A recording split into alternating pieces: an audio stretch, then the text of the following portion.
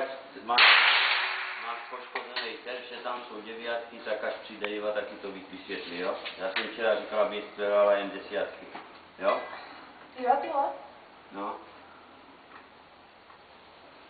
Dobre, poviem. Aj píš. Hlavný to pohled, vážně mám rád. Nešpekuluju nad tím. No ještě, že... Ty jsi až pravý? Je to malinko nižší. Víš, jako, ano, je to pěkný a nevím, asi tam je jedna rána, tak je to fantastický, jo.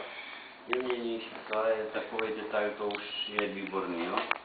Ano, asi tam jen jedna. Dobře. No a 5 hodin, No a zase pěkně se spolu, už se věnujeme střelbě, promysli